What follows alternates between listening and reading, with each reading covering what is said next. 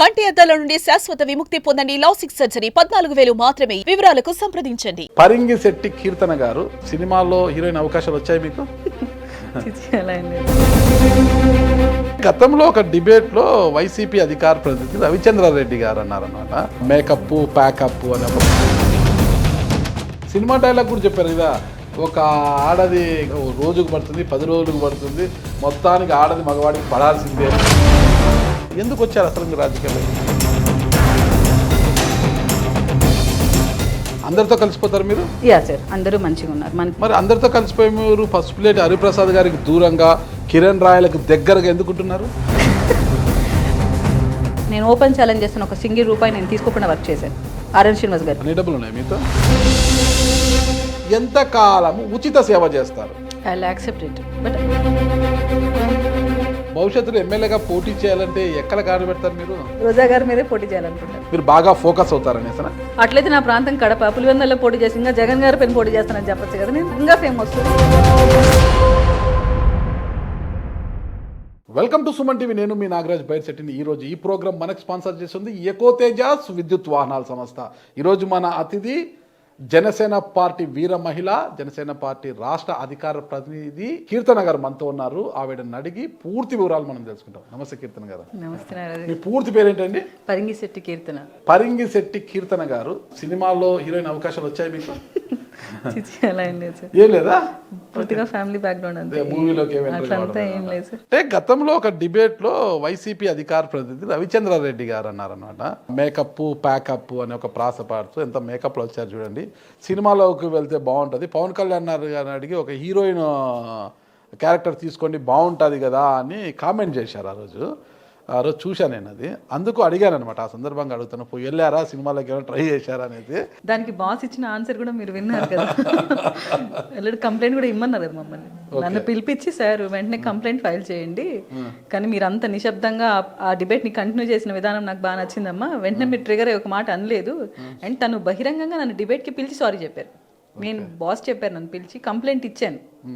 మళ్ళీ బాస్ మాట్లాడారు కూడా, ఇట్లా అధికార ప్రతినిధి గారు ఒక వాచ్ వేసుకొని నీట్గా కూర్చోవడం కూడా ఒక మహిళని మనము కించపరిచేలాగా మాట్లాడే సంస్కృతి మీ పార్టీలో ఉండడము, అది మీరు అధికార ప్రతినిధులుగా ఉండడం నాకు బాధాకరంగా ఉంది. ఇట్లాంటి సంస్కృతి ఎంకరేజ్ చేయకూడదని చెప్పేటప్పటికే ముందుకే ఆయన ముందు రోజు రాత్రి డిబేట్కి అదే పనిగా రిక్వెస్ట్ చేసి నన్ను రంపించారు. నేను రానంటే కూడా వచ్చి బహిరంగంగా సారీ చెప్పి, మీ ఇంటికి వచ్చైనా మేము సారీ చెప్తాం, నా కుటుంబ సభ్యులు అస్సలు నన్ను అంగీకరించట్లేదు, సింగిల్ వర్డ్ కూడా నేను ఆయన గురించి ఇంకా మాట్లాడలేదు, వాళ్ళ పార్టీ నేను మాట్లాడలేదు, చూడగానే అటాక్ చేశాడు అట్లే డిబేట్లో. సో వాళ్ళే వచ్చారంట ఇంట్లో వాళ్ళు. అసలు ఆవిడ నేను ఒక మాట అన్నారా? హైకమాండ్ కూడా అనిందంట, కీర్తన గారు లిబరల్గా మాట్లాడతారు, ఆమె ఎప్పుడైనా వ్యక్తిగత కామెంట్స్ చేయరు, సో ఇలాంటి మాటలు కరెక్ట్ కాదు అని ఆయనకి చెప్పారంట. సో ఆయన డిబేట్ మొత్తం అపాలజీస్ చెప్తూ, నేను ఏ ప్లాట్ఫామ్కి వచ్చినా నేను చెప్పడానికి సంసిద్ధంగా ఉన్నాను, అండ్ మీ దగ్గరకు వచ్చి నేను సారీ చెప్పడానికి సంసిద్ధంగా ఉన్నాను, మీరు కంప్లైంట్ చేశారు దానికి కూడా నేను ఒబే చేస్తానని బహిరంగంగా సారీ చెప్పాడు. ఆ సమయంలో అంటే మీ యొక్క మేకప్ గురించి, మీ డ్రెస్సింగ్ గురించి, పెద్ద మేకప్ ఏం లేరు ఆ రోజు, మామూలుగా ఈ రోజు ఎలా నల్ల ఉన్నారు, ఆ మీ డ్రెస్సింగ్ గురించి మాట్లాడినప్పుడు మీ మనసు ఎలా అనిపించింది? ఇంత నీచంగా ఇంత చిల్లరగా ఎలా వీళ్ళకి ఉంది ఆలోచన అనిపించింది. కానీ నేను ఆయన్ని సెకండ్ టైం అనుకుంటా చూడడం, ఆయన నాతో ఫస్ట్ డిబేట్ కూడా చేశారంట, నాకు తెలియదు ఆ విషయం, చేశారంట గతంలో కూడా, నాకు అది గుర్తుకు లేదు. నేను ఫస్ట్ టైం ఆయన చూస్తున్నాను అనుకున్నాను, ఎవరబ్బాని మళ్ళీ ఎంక్వైరీ చేస్తే ఆ బ్లీచింగ్ పౌడర్ లో మైదా కలిపిన వ్యక్తి ఈయనే అని చెప్పారు. సో ఈయన ఫేమస్ సెలబ్రిటీ అనుకుని ఆయన కూడా నేను రానన్నాను, నెక్స్ట్ డిబేట్ కి పిలిస్తే సారీ చెప్పడానికి పిలుస్తున్నారన్న కూడా నేను రానన్నాను. కానీ రాగానే అపాలజీ చెప్పారు, చేతులు పట్టుకొని చెప్తున్నానమ్మా, నాకు మా ఇంట్లో వాళ్ళు నన్ను మాట్లాడటం లేదు, బికాస్ ఆ అమ్మాయిని అలా మాట్లాడటం కరెక్ట్ కాదని. నన్ననే కాదు సార్, ఎవరినైనా మాట్లాడకూడదు. ఇప్పుడు ఒక పొజిషన్లో ఉన్నప్పుడు మేము దానికి తగినట్టు నీట్గా ఉండడం మా డ్యూటీ. అది ఏ పొజిషన్ అయినా, ఇప్పుడు డాక్టర్ అంటే డాక్టర్ లాగా ఉండాలి, నర్స్ అన్నాక నర్స్ లాగా ఉండాలి. ఒక ప్రొఫెషనల్ మంది స్పోక్స్ పర్సన్స్ కావచ్చు డిబేట్లలో, అంటే కీర్తన గారు డిబేట్కి వచ్చిన ప్రతిసారి ఏదో ఒక క్రిటిసిజం చేసేవాళ్ళు, ఎలా ఉండేది అప్పుడు మీకు అసలు వైసీపీ?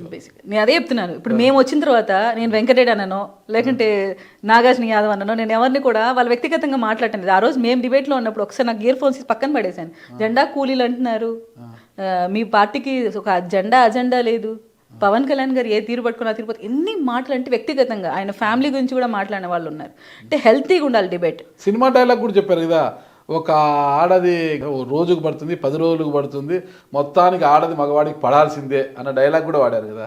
అది సినిమా వేరు, పొలిటికల్ లైఫ్ వేరు. అప్పుడు జగన్మోహన్ రెడ్డి గారు పొలిటికల్ లైఫ్ లోకి వచ్చి పబ్లిక్ మీటింగ్స్ లో ఎలాంటి మాటలు మాట్లాడారో మీకు తెలియదా? పవన్ కళ్యాణ్ గారు వ్యక్తిగత జీవితం గురించి పిల్లల ముందర అమ్మఒడి పథకాలు ఇచ్చేటప్పుడు, లేదంటే నారు నీరు ప్రోగ్రామ్ చేసేటప్పుడు, ఇట్లాంటి ప్రోగ్రామ్స్ అప్పుడు కూడా ఆయన వ్యక్తిగత జీవితం గురించి మాట్లాడుతున్నాడు. Is it necessary to speak all these things? మీరు చెప్పండి. పిల్లల ముందర అది మాట్లాడు. మొన్న కడపలో ఒక ప్రోగ్రామ్ జరిగింది పిల్లలకి, ఎలాంటి మాటలు పవన్ కళ్యాణ్ గారు మాట్లాడారు, ఎలాంటి అవేర్నెస్ క్రియేట్ చేసే ప్రోగ్రామ్స్ చేస్తున్నాం మేము. సో అది అవసరమా? రాజకీయాలకు వాళ్ళ వ్యక్తిగత జీవితం అవసరమా? మా ఇంట్లో మేము ఏం చేస్తున్నామో మీకు అవసరమా? మేము పొలిటికల్గా వచ్చినప్పుడు మేము కరెక్ట్గా ప్రజలకు సర్వీస్ చేస్తున్నామా లేదా, మమ్మల్ని ఎంచుకునే నియోజకవర్గాలు కరెక్ట్గా పరిపాలన అందిస్తున్నామా లేదా, అది కదా చూడాలి.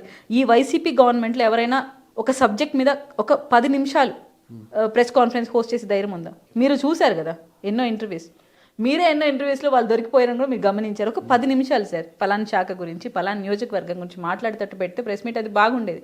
రోజా గారు కానీ, అంబేద్కర్ కానీ, ఎంతసేపు పవన్ కళ్యాణ్ గారిని టార్గెట్ చేయడం. ఈవెన్ ఇప్పుడు మాకు ఒక రోజా గారిని మీరు టార్గెట్ చేశారు కదా. ఎందుకు టార్గెట్ చేసాం? బీసీ గర్జనలు పెట్టేది, కాపు గర్జనలు పెట్టేది పవన్ కళ్యాణ్ గారి వైఫ్ గురించి, వాళ్ళ పిల్లల గురించి మాట్లాడడానికి. రోజా గారు వాళ్ళ బాబున వాళ్ళ పాపన ఒక మాట అంటే, ఒక కారు గురించి అంటేనే ఏడ్చేస్తున్నారు రోజా గారు. మీ ఇంటర్వ్యూలో ఏడ్చేశారు ఆవిడ. నేను కారు కొన్నందుకు, కుమారస్వామి అన్న నన్ను హగ్ చేసుకున్నందుకే నన్ను చీప్గా ట్రోల్స్ చేస్తున్నారు అని అన్నారు. సో అదే వాళ్ళ ఫ్యామిలీకి కూడా ఉంటుంది కదా. అదే అఖిరానంద కూడా అట్లే బాధపడతాడు కదా. ఆద్య కూడా అలాగే బాధపడుతుంది కదా. అలాగే అన్న లెజ్వానా కూడా అట్లే బాధపడతారు కదా. సో అది మీ ఫ్యామిలీ ఎలాగో మా ఫ్యామిలీ కూడా అలాగే. నన్ను ఎన్ని ట్రోల్స్ చేయించారు, నా ఫొటోస్ మాఫింగ్ చేసి సైట్స్లో పెట్టినవి ఉన్నాయి, ఫోన్ నెంబర్స్ ఇచ్చినవి ఉన్నాయి. అక్కడ ఎన్ని కాల్స్, ఎన్ని ఫొటోస్ మాఫింగ్ చేసి మేము ఎంత బాధపడ్డాం. రీసెంట్గా మా ప్రభుత్వంలో కూడా చేశారు, మా ఫొటోస్ మాఫింగ్ చేసి పెట్టారు. సో మేము కంప్లైంట్స్ ఇచ్చాం. అందరూ బాధితులమే, ఎవరు దాన్ని సమర్థించట్లేదు. కానీ నువ్వు చేసేటప్పుడు నీకు తప్పు కనపడినప్పుడు, మేము నీ మీద అటాక్ చేసినప్పుడు అది తప్పు కనిపించకూడదు అంటాను నేను. రోజా గారికైనా ఎవరికైనా. అందరూ బాధితులే కదా. అంటే గతంలో జరిగిన విషయాలపైన అందరి మీద కేసులు పెట్టి కేసులు బనాయిస్తున్నారు కదా. మీరేం కేసులు పెట్టలేదు ఎవరి మీద? కేసులు పెట్టాం. కనీసం ఇప్పుడు రవీంద్రనాథ్ గారు మీరు కేసు పెట్టారు, ఏం యాక్షన్ తీసుకున్నారు గత ప్రభుత్వం? ఆయన సారీ ఇప్పుడు ఈ ప్రభుత్వంలో కేసు పెట్టలేదా? నేను ఇంకేం ఫాలో అప్ చేయలేదు, ఎందుకంటే బహిరంగంగా సారీ చెప్పారు. బాస్ కూడా దాన్ని ఇంకా అంత ఇగ్నోర్ చేసాం, మేమేం అంత పట్టించుకోలేదు. మేము ఇప్పుడు ప్రజాక్షేమంలో డెవలప్మెంట్ మీద కాన్సన్ట్రేట్ చేస్తున్నాం. పాతను తవ్వుకునే పని అయితే మేము చేయట్లేదు. కొందరు విపరీత స్థాయిలో ట్రోలింగ్స్ చేసి అధ్యక్షులనే టార్గెట్ చేశారు కాబట్టి వాళ్ళని ఇప్పుడు ఖండించే ప్రయత్నం చేస్తున్నాం. నేను అది కూడా చెప్తున్నాను మీకు. రాజకీయాల గురించి ఇంత తెలిసిన మీరు ఎందుకు వచ్చారు అసలు రాజకీయాలకి? ఒక ఉన్నత కుటుంబంలో పుట్టారు, ఒక సైంటిస్ట్ వైఫ్ మీరు. నేను కళ్యాణ్ గారి సిద్ధాంతాలను నమ్ముతాను సార్, ఆయన్ని గౌరవిస్తాను. సో ఆయన వల్ల మార్పు వస్తుంది అని బలంగా నమ్మిన వ్యక్తిని. అలాగే కుటుంబంలో కూడా ఒక్క హస్బెండ్ ఒక్కటే ప్రోత్సహించిన వ్యక్తి. ఈ ఇరుపక్కల అత్తగారి ఇళ్ళలో కానీ అమ్మగారి ఇంట్లో కానీ ఎవ్వరు ప్రోత్సహించలేదు, ఓన్లీ సింగిల్ పర్సన్ ప్రోత్సహించారు. సో అప్పుడు చాలా స్ట్రగ్లింగ్ పీరియడ్ ఆయనే. కానీ వీళ్ళు బెదిరించే బెదిరింపులు, అమ్మాయిని ఇచ్చేసేస్తారు, అలా చేసేస్తారు. రాయలసీమ రాజకీయాల్లో మహిళనే బెదిరిస్తున్నారా? ఆ టైంలో మేము జస్ట్ జిల్లా కమిటీలో ఉన్నాను. సో అప్పుడు జగన్మోహన్ రెడ్డి గారు పీక్స్ లో ఉన్నారు ఆ టైంలో. సో మాటే శాసనంగా అరెస్టులు, ఇబ్బందులు, ఎక్కడికక్కడ కట్టడులు, దాడులు అన్నీ జరిగేవి. సో ఈ అమ్మాయిని వదిలేస్తున్నాం, అమ్మాయిని ఖచ్చితంగా చంపేస్తారు, అట్లా ఇట్లా అమ్మాయికి ప్రాబ్లం ఉంటుంది. అంటే మేము రాయలసీమ ప్రాంతం, కొంచెం బిజినెస్లు పాడు ఉంటాయి అమ్మ వాళ్ళకి, దాని మీద ఎక్కడ అటాక్ జరుగుతుందో, ఈ అమ్మాయి వల్ల అందరూ సఫర్ అవుతారని చాలా భయపడ్డారు. సో ఆన్ దట్ టైం నాకు కొంచెం గట్టిగా పట్టుకున్నాను నేను. లేదు, మనం ప్రూవ్ చేసుకుంటే కదా. సో ఎప్పుడైతే పార్టీ కంట్రోల్లోకి వెళ్ళిపోయి మేము స్టేట్ పొజిషన్స్లోకి వెళ్ళామో, పార్టీ సెక్యూర్ చేస్తుంది మన బిడ్డని అన్న ధైర్యం ఫ్యామిలీలో వచ్చింది. సో ఇప్పుడు అందరూ సపోర్ట్ చేస్తున్నారు. ఆన్ దట్ టైం అది నేను అంటున్నాను. అది మనం స్ట్రగ్లింగ్ లో ఉన్నప్పుడు మనకి ఎవరు సపోర్ట్ చేయరు, అప్పుడు మనకు మనమే ధైర్యం చెప్పుకుని ఆ రోజు నేను అందరూ వ్యతిరేకించినా, లేదు నేను నమ్ముకున్న సిద్ధాంతం కరెక్ట్, నేను ఫైట్ చేద్దామని నిలబడ్డాను. దేవుడు నన్ను ఈ స్థాయిలో నిలబెట్టాడు అనుకుంటాను. ఒక్కసారి మీ కుటుంబ నేపథ్యం గురించి వివరించండి. నాన్నగారి పేరేమిటి? కృష్ణమూర్తి. అమ్మగారు విజయలక్ష్మి గారు. రాజంపేట, నందులూరు. సో అక్కడ హ్యాపీగా మాకు ఫార్మ్స్ ఉన్నాయి, ల్యాండ్స్ ఉన్నాయి. So well settled. సంతానం మీరు? ఇద్దరు, తమ్ముడు, నేను. తమ్ముడు ఏం చేస్తారు? తమ్ముడు సాఫ్ట్వేర్. మీ స్టడీస్ అంతా? నాది బీటెక్ డిగ్రీ అయిపోయింది, ఇప్పుడు ఎల్ఎల్బి కూడా కంప్లీట్ అయింది. ఓకే. సో హ్యాపీగా మ్యారేజ్. ప్రైమరీ ఎడ్యుకేషన్ అంతా కూడా కడప, నందలూరు కదా ఉండేది, కడపలో. కానీ తాతయ్య వాళ్ళు, అమ్మమ్మ వాళ్ళు బాగా అక్కడ ఎడ్యుకేషన్ బాగుంటుందని కడపలో పెట్టి చదివించారు. దెన్ ఆఫ్టర్ మ్యారేజ్ నేను డిగ్రీ కంప్లీట్ చేసుకున్నాను. ఆఫ్టర్ మ్యారేజ్ అంటే ఎప్పుడు మ్యారేజ్ అయింది మీకు? 2011లో డిగ్రీ కంప్లీట్ చేశాను. మీరు ఇక్కడ చేసుకున్నాను చిత్తూరు. పెళ్ళప్పుడు ఏం చదువుతున్నారు మీరు? ఇంటర్ అయిపోయి డిగ్రీ చేస్తా ఉన్నాను. ఇంటర్లో ఏ group? CEC. Degree? BCom. BCom pass అయ్యారా? అయిపోయింది సార్. బీకామ్ ఆనర్సా జనరలా? జనరల్. బీకామ్ జనరల్ చేశాను. దాంతో అమ్మాయిలంతా బైపీసీ అది చేసి ఏదో నర్సింగ్ పోలనో లేదంటే మెడిసిన్ చేయాలనో ఏజీబీఎస్ అనుకుంటారు కదా, బయట పంపి అంత థింకింగ్ అయితే ఎవరికి లేదు సార్. హ్యాపీగా మ్యారేజ్ రిచ్ ఫ్యామిలీ మీరు? అలా ఏం కాదు, వెల్ సెటిల్డ్. హ్యాపీగా మ్యారేజ్ చేసాం. ఒక సైంటిస్ట్ అబ్బాయి బాగా చూసుకుంటాడు. ఇంక మనకి ఎందుకు, మన పాప ఏం జాబ్కి వెళ్ళాలని. సైంటిస్ట్ ఇంటర్మీడియట్ అమ్మాయిని ఎందుకు పెళ్లి చేసుకున్నాడు? ఆయన డిగ్రీ చేస్తున్నాను కానీ ఆయనకు నచ్చాను, ఆయన చేసుకోవాలనుకున్నారు. నచ్చారా? ఎలా, ఎక్కడ చూసారు? పెళ్లి సంబంధాలు వచ్చినప్పుడు చూశారు. సో ఈ అమ్మాయి మాకు నచ్చింది అనుకున్నారు, కావాలని చేసుకున్నారు. ఒక సైంటిస్ట్ ఒక పీజీ చేసిన అమ్మాయి, కనీసం డిగ్రీ పాస్ అయిన అమ్మాయినో ఒక బీఎస్సీ చదివిన అమ్మాయినో కోరుకుంటాడు. ఒక సైంటిస్ట్ వచ్చి డిగ్రీ ఇంకా ఫస్ట్ ఇయర్ చదువుతున్న అమ్మాయిని ఎందుకు నచ్చాడు? అది ఆయన అడగాలి. మా ఫ్యామిలీ ప్రపోజల్ వాళ్ళు వచ్చారు, చూశారు, నాకు పాప నచ్చింది అన్నారు.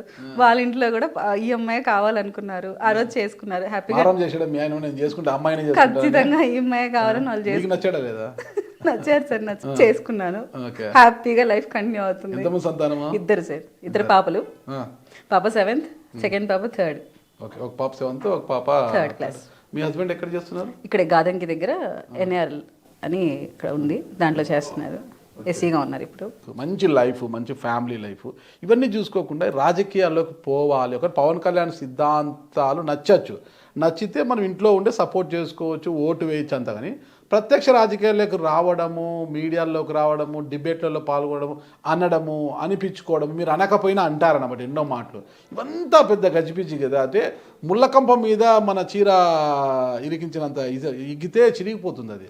అందుకే ఎందుకు ఇరికించడం ఎందుకు, ఇగ్గడం ఎందుకు అనేది లేకుండా ఎందుకు వచ్చారు అసలు మీరు రాజకీయాల్లోకి? మీరు నన్ను అంటే బిఫోర్ 2019 ముందు అయితే నేను ఓన్లీ సోషల్ మీడియా క్యాంపెయిన్ గానే ఉన్నాను పార్టీకి. నా వాయిస్ ద్వారా వీడియోస్ మాట్లాడడము, సబ్జెక్ట్ ద్వారా మాట్లాడుకోవడం, అంతవరకే ఉన్నాను.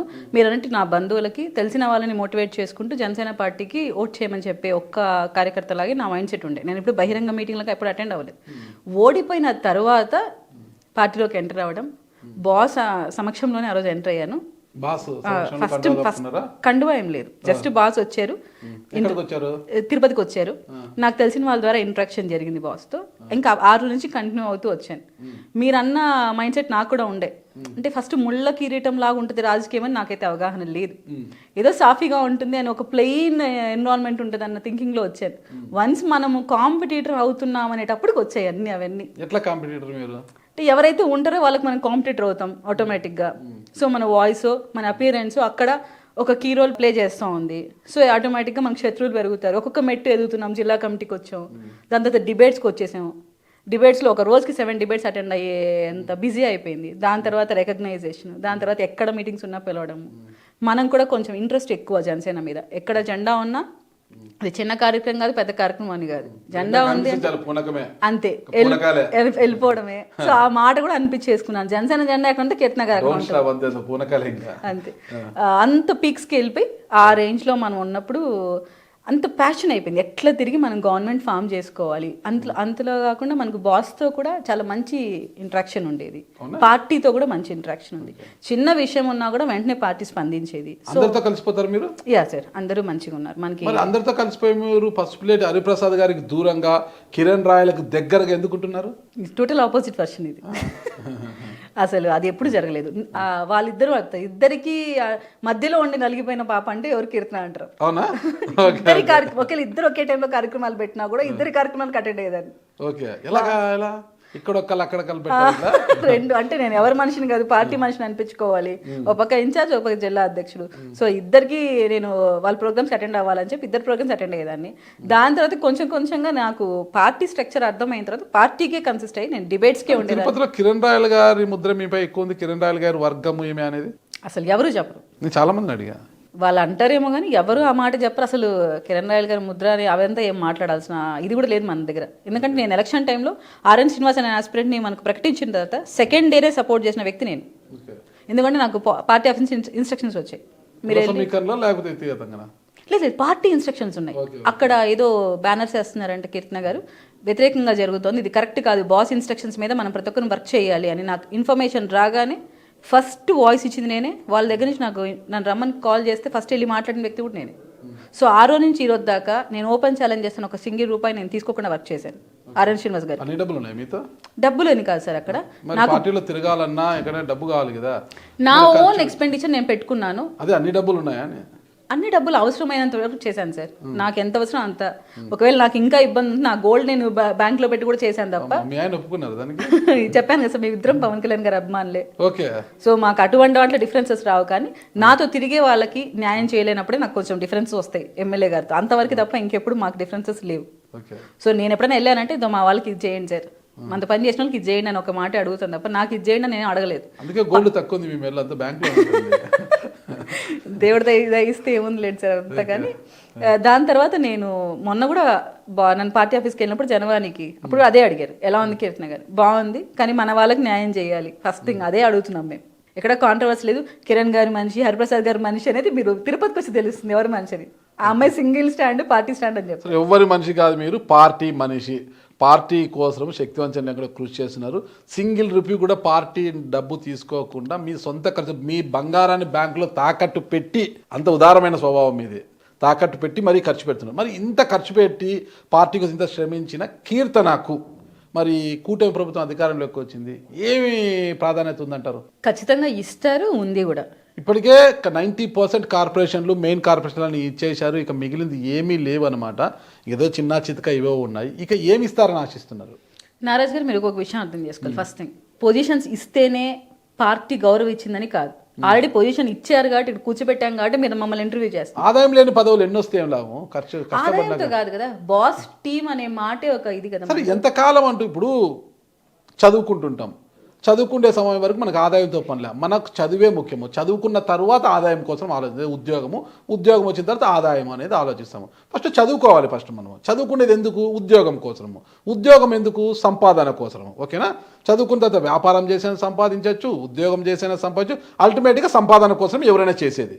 కరెక్ట్ కదా? ఇప్పుడు మీరు రాజకీయాల్లోకి వచ్చారు, జీవితాంతం సేవ చేస్తుంటే కాదు కదా. రాజకీయాల్లోకి వచ్చిన తర్వాత మీకు ఒక పదవి ద్వారా వచ్చే సంపాదన, ఆ సంపాదనతో మిమ్మల్ని నమ్ముకున్న 10గురికి మేలు చేయాలన్న ఆలోచన, ఇవన్నీ ఉంటాయన్నమాట. నాకు సంపాదన, నాకు పదవులే అవసరం లేదు, బాస్ చెప్పాడు నేను చేస్తానంటే ఎంతకాలము ఉచిత సేవ చేస్తారు? I will accept it. But మీరు ఆలోచించాల్సింది ఏంటంటే, ఇక్కడ బాస్తో ప్రయాణం, మీరు ఆయనతో ప్రయాణం చేస్తున్నప్పుడు ఆయన ప్రజల కోసం చేస్తున్న ఇంటెన్షన్తో ఉన్నాడు. మనకేమైనా చేయాలన్న ఇంటెన్షన్ ఇప్పుడు ప్రస్తుతం ఆయన ఉన్న సిచ్యువేషన్లో లేదు. మీరు రాష్ట్రం ఎలా ఉందో మీరు గమనిస్తున్నారు. ఆయన జనవరి తర్వాత కొంచెం ఫ్రీ అవుతారు. దాని తర్వాత ఎవరికి ఏం పొజిషన్స్ వేయాలో మాట్లాడతారు. ఆల్రెడీ నేను బాస్ ప్రమాణ స్వీకారం అయిన తర్వాత కలిసాను పిఠాపురంలో.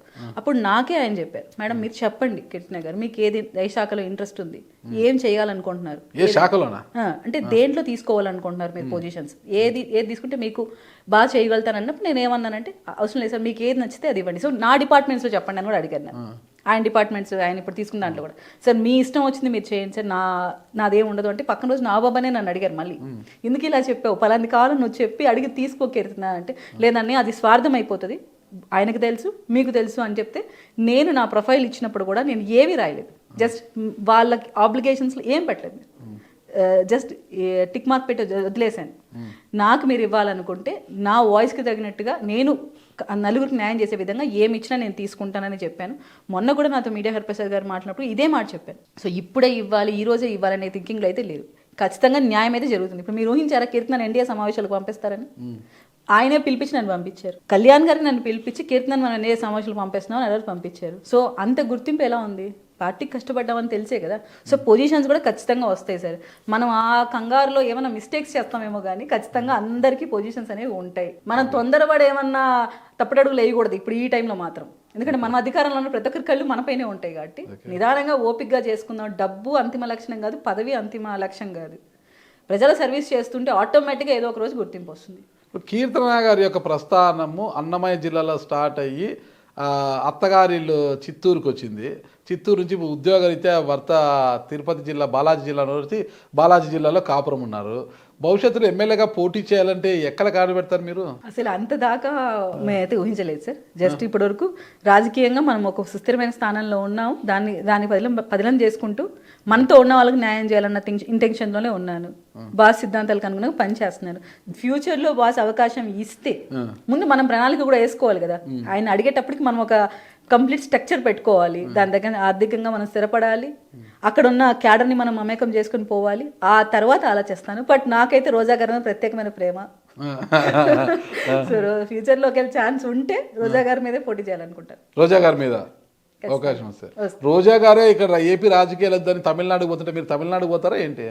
ఆమె అదృష్టం బాగుండి వెళ్ళిపోతే మాకు తెలియదు కానీ ఆమె ఏపీ రాజకీయాల్లో ఉంటే మాత్రం నేను అడిగే ఏకైక కోరిక అదే ఉంటది. నగరిలో జగన్మోహన్ రెడ్డి గారి మీద అభిమానంతో ఇక్కడే ఉండి మళ్ళా నగరిలో పోటీ చేసి మీకే టికెట్ ఇస్తే డిపాజిట్ అని వస్తుందా మీకు? ఈ రోజు రాకపోవచ్చు, మనం కష్టపడి అక్కడ ప్లాట్ఫామ్ క్రియేట్ చేస్తే రోజాకి 1000 ఓట్లతో గెలిచింది. ఆమె పెద్దేమి రోజా గారు ఏం పెద్ద స్టాండర్డ్స్ పెట్టి అక్కడే ప్రజల్ని మమేకం చేసుకొని తిరిగి ప్రచారాలు చేసింది లేదు. కుమారస్వామి నాయుడు గారు అక్కడ అంతా డీల్ చేసేది. రోజా గారి మీద పోటీ చేస్తే మీ అటెన్షన్, మీపై అటెన్షన్ పెరుగుతుంది, మీరు బాగా ఫోకస్ అవుతారనేసనా? అట్లయితే నా ప్రాంతం కడప పులివెందులలో పోటీ చేసి ఇంకా జగన్ గారి పైన పోటీ చేస్తానని చెప్పొచ్చు కదా నేను. Okay okay okay. నాది కడప ప్రాంతం, నేను రాయలసీమ బిడ్డనే, జగన్ గారి పైన పోటీ చేస్తా, ఇంకా నాకు ఇంకా ఫేమ్ వస్తుంది. అంటే ఇవ్వాలి కదా పార్టీ అధినాయకుడు జగన్ గారి మీద పోటీ. ఒక మహిళగా అడుగుతుంది సార్, అప్పుడు ఎట్లుంటది ఇక్కడ చరిష్మా మీకు? మహిళ జగన్ పైన పోటీకి వస్తుందంటే మీకు నేను అట్లా నిజంగానే ఫేమ్ కోసం చేయాలంటే జగన్ గారికి ఆయన పోటీ చేస్తానని చెప్తాను కదా. రోజా గారి మీద ఎందుకు అంత ప్రేమ వల్ల మీకు? సార్ మా జిల్లా సార్, మా జిల్లాలో జరుగుతున్న అఘాయిత్యాల పైన ఎంత నోరిప్పి మాట్లాడుతుందో మీకు తెలుసు. మా జిల్లాలో ఏం టూరిజం డెవలప్మెంట్ చేసిందో మీకు తెలుసు. సో ఆమె ఇన్నేళ్లలో మా మహిళల పక్షాన మేము చేసిన కంప్లైంట్ల పైన కానీ ఏ రోజన్నా ఒక రోజైనా స్పందించిందా? కానీ ఈ రోజు మాకు ఒక ఆనందం ఏంటంటే మాలాగే అధికార ప్రతినిధి అయినందుకు ఒక ఆనందంగా ఉంది. అది మాత్రం నాకు చాలా కలిసిపోయింది అండ్ కోరుకుంటున్నాను ఒక డిబేట్ కూర్చుందాం ఇద్దరం అని. ఎంత స్వార్థం అండి. అరే ఆమె ఓడిపోయిందని బాధ కన్నా ఇప్పుడు రోజా ఎవరంటే నాలాగే అధికార ప్రతినిధులే సార్ మాతో కలిసిపోయింది. ఎలక్షన్ ముందు రోజు చూసారా సార్ ఆమె ఏం మాట్లాడారు? పవన్ కళ్యాణ్ గారు ఏం మాట్లాడింది, ఎట్లా మాట్లాడింది? ఎవరు మర్చిపోతారు సార్ అవన్నీ? ఒకేటి కొట్టండి సార్ మర్చిపోతారు. ఒక మాట ఎట్లుంటుంది సార్ మనసుకి? మీరు అధికారంలో ఉండాలి, నేను యాక్సెప్ట్ చేస్తాను, ఆ విధంగానే మాట్లాడండి. ఇప్పుడు ఎంతమందికి ఉందాగా మాట్లాడట్లేదు, ఈవిడ మాత్రం ఎలా మాట్లాడతారు సార్? మీకు చెప్తున్నాను, నాకు కానీ ఫేమ్ కావాలంటే జగన్మోహన్ రెడ్డి గారి మీదే పోటీ చేస్తానని చెప్తాను. కేవలం రోజా గారికి కాన్స్టిట్యున్సీ మీద పట్టు లేదు. మీరు గమనిస్తే ఆమె ఇంటి ముందర రోడ్ లేదు. ఎన్నోసార్లు చెప్పాను ఈ మాట, ఆమె ఇంటి ముందర రోడ్ లేదు. అటువంటి ఆవిడ 1000 ఓట్లతో గెలిచింది. నేను ప్లాట్ఫామ్ క్రియేట్ చేసుకుని దానికి సంబంధించిన అన్ని వనరులు ఏర్పాటైందంటే నేను వస్తానంటున్నాను. నేను అవకాశం వస్తే నగరి నుంచి పోటీ చేస్తాను ఖచ్చితంగా, భవిష్యత్తులో ఖచ్చితంగా. ఓకే. ఇప్పటికే అసెంబ్లీలో చంద్రబాబు నాయుడు గారు, ఆయన కుమార్ లోకేష్ గారు ఉన్నారు, ఇంకా వాళ్ళ బావమరిది లెజెండ్ బాలకృష్ణ గారు ఉన్నారు. ఇప్పుడు పవర్ స్టార్ పవన్ కళ్యాణ్ అంటే మీ నాయకుడు జనసేన పవన్ కళ్యాణ్ గారు ఇప్పుడే కళగా ఉందన్నమాట. సెలబ్రిటీలతో మొత్తం కూడా అసెంబ్లీ మరో సెలబ్రిటీ అడుగు పెట్టబోతున్నారు. అదే నాగబాబు గారు మంత్రివర్గంలో చోటు రానుంది ఆయనకు. త్వరలో ప్రమాణ స్వీకారం కూడా ఉంది. ఒక జనసేన వీర మహిళగా ఎలా ఫీల్ అవుతున్నారు? చాలా చాలా హ్యాపీగా ఉంది సార్. అసలు ఆయన ఎంపీగా మేము కన్ఫర్మ్ అనుకున్నాము, అలాంటిది జరగలేదంటే చాలా డిసప్పాయింట్ అయినాం. ఏం కాదు, మనమే సాక్రిఫైజెస్ చేయాలి, మనం చేస్తేనే మిగతా వాళ్ళకి ఇన్స్పైరింగ్గా ఉంటుంది అని ఆ రోజు అన్నయ్య మాతో అన్నారు. కానీ ఈరోజు మళ్ళీ మేము అన్నయ్యని ఈ స్థాయిలో చూస్తున్నందుకు చాలా ఆనందంగా ఉంది. అండ్ ఇవ్వాల్సిన పొజిషన్ కూడా అన్నయ్యకి. ఎందుకంటే పార్టీ అంత బిజీగా ఉన్న టైంలో ప్రతి ఒక్కరిని కూర్చోబెట్టి మాట్లాడి ప్రతి కాన్స్టిట్యున్సీ మీద ఒక గ్రిప్ తెచ్చుకొని అక్కడున్న నాయకులతో మమేకమై ఎన్ని మీటింగ్స్ కండక్ట్ చేశారో మాకు తెలుసు సార్. ఇంటర్నల్గా కానీ ఎక్స్టర్నల్గా కానీ 2 విధాలుగా పార్టీ బలోపేతం కోసం స్టిల్ నౌ ఆయన ఫైట్ చేస్తున్నారు. ఎందుకంటే మనోహర్ సార్ బిజీగా ఉన్నారు, కళ్యాణ్ సార్ బిజీగా ఉన్నారు. సో నెక్స్ట్ నేనే తీసుకోవాలి ఈ బాధ్యతని ఆయన తీసుకున్నారు. ఏడాదిలోపు లోకల్ బాడీ ఎలక్షన్స్ కూడా రానున్నాయి కదా, మరి స్థానిక సంస్థల ఎన్నికల్లో భాగంగా మేయర్ కావచ్చు, జెడ్పీ చైర్మన్ కావచ్చు, వీటిపైన ఏమన్నా ఆసక్తి ఉందా మీకు? ముందు కార్పొరేటర్ అవ్వాలి కదా సార్, మనం ఫస్ట్ దాని మీద కాన్సన్ట్రేట్ చేయాలి. కార్పొరేటర్ అయితేనే మేయర్ అవుతారు, జెడ్పీడీసీ అవుతానే చైర్మన్ అవుతారు. దాని మీద ఆసక్తి ఉంది అంటే కార్పొరేటర్ అయితే కావాలి. మీరు అంటే ఆసక్తి ఉందా ఆ పీఠంపై కూర్చోవాలని? అలా అయితే థింకింగ్ చేయట్లేదు సార్. జస్ట్ మాకు ఈ మంత్ ఎండింగ్ లోపల పొజిషన్స్ డిక్లరేషన్ ఉంది. సో పార్టీ పదవులు ఇప్పుడు ఆల్రెడీ ఉన్నారు కదా పార్టీ పదవులు అధికార ప్రతినిధిగా. అంటే పార్టీ పదవులు అంటే ఇంకా కొంచెం యాడ్ అవుతాయి, కొన్ని పదవులు కొన్ని ఫిల్ చేస్తారు. అలాగే ప్రభుత్వ పదవులు కూడా వస్తున్నాయి, అవి కూడా ఉన్నాయి. సంక్రాంతి లోపల లిస్ట్ ఉంది, అవన్నీ అవనివ్వండి. మొత్తం అన్ని ఫిల్ అయిన తర్వాత ఎవరు మిగులుతారో వాళ్ళు దానికి పోటీ పడినివ్వండి. అందరూ ఒకే జాబితాలో మీరు ఉండే అవకాశం ఉందా? బై గాడ్స్ గ్రేస్, అంతే కదా సార్, ఏం చెప్పలేము. ఓవరాల్ గా జనసేన వీర మహిళగా ఉన్నందుకు ఎలా ఫీల్ అవుతున్నారు? ఖచ్చితంగా చాలా హ్యాపీగా ఉంటుంది కదా సార్. ఎన్ని స్ట్రగుల్స్ పడ్డా, ఎన్ని కష్టం ఒడిదుడుకులు పడ్డా అవన్నీ ఎవరికి కనపడదు. ఈరోజు సక్సెస్ కనపడుతుంది, కానీ దీని వెనకాల ఎన్ని స్ట్రగుల్స్ పడ్డామో మాకు తెలుస్తూ ఉంటుంది. సో ఖచ్చితంగా గర్వము, ఆనందము. నిజంగా మనం ఈ స్థాయిలో నిలబెట్టిన పార్టీ గొప్పది. ఎంతో మంది కష్టపడుతున్నారు. ఈ విధంగా ప్రోత్సహించిన మీ భర్త గొప్పవారు కాదు? ఖచ్చితంగా సార్. ఒకనొక స్టేజ్లో ఆయన కూడా భయపడ్డాడు, నిజంగానే చాలా సీరియస్ అవుతుందేమో ఇష్యూస్, ఇంత చుట్టుముట్టేస్తున్నాయి అన్నప్పుడు ఆయన కూడా కొంచెం భయపడ్డారు. ఆ టైంలో కూడా పార్టీ మేము ఉన్నామని సపోర్ట్ ఇచ్చింది, ఎస్పెషల్లీ కళ్యాణ్ గారు. నేను ఫస్ట్ మాట్లాడినప్పుడు కళ్యాణ్ గారు, కీర్తన గారు మీకు మరీ అంత ఇబ్బంది ఉన్నప్పుడు మీరు తగ్గండి, మీకు మరీ ఇబ్బంది ఉన్నప్పుడు ముందుకు వెళ్ళకండి అని కూడా చెప్పారు. వేరే ఏ పార్టీలో ఏం కదమ్మా చూసుకొని వెళ్ళండి, కొట్లాడండి, చేసుకోండి అంటారు. వీర మహిళగా అధికార ప్రతినిధిగా పార్టీకి న్యాయం చేస్తున్నారు, ఓకేనా? ఒక భార్యగా భర్తకు పిల్లలకి ఏ విధంగా న్యాయం చేస్తున్నారు? ఖచ్చితంగా న్యాయం చేస్తున్నానని చెప్తాను సార్. నేను ఎక్కడికైనా వెళ్తున్నానంటే ముందే అంత ఎన్రోల్మెంట్ క్రియేట్ చేసి వాళ్ళకి అనుకూలంగా పెట్టే వెళ్తాను. పాప కూడా చాలా బాగా చదువుకుంటారు, ఇద్దరు డాన్స్ కల్చరల్ యాక్టివిటీస్ చేస్తారు. సో సింగింగ్ ఉంది ఇంట్రెస్ట్, వాళ్ళు అది కూడా నేర్చుకుంటున్నారు. పిల్లలకి ఎక్కడ ఆయనకు కానీ అత్తమ్మకి కానీ ఎక్కడ లోటు లేకుండానే మేనేజ్ చేస్తున్నాను. ఇప్పుడైనా కొంచెం రెస్ట్ తీసుకుంటున్నాను, కానీ ముందు రెండు పక్కల వర్క్ చేస్తారా? పక్క చేస్తాను సార్. మీకు కూడా వస్తే రాయలసీమ రుచులు కూడా చూపిస్తాం. ఏదో పార్టీ మీటింగ్ లో బియ్యము బేలాడ పెట్టిపోతారా? చిచ్చి పర్లేదు సార్, మరి బెస్ట్ కుక్ అని చెప్పకుండా ఓకే మా రాయలసీమ వరకు బాగా చేసుకుంటాం. బెస్ట్ వైఫ్ అని పిలుచుకోండి, బెస్ట్ కుక్ వద్దండి, బెస్ట్ వైఫ్. ఖచ్చితంగా సార్, మీరు మా వారితో మాడితే ఇంకా బాగా చెప్తారు. ఓకే, ఖచ్చితంగా. మీ వారి నంబర్ ఇవ్వండి.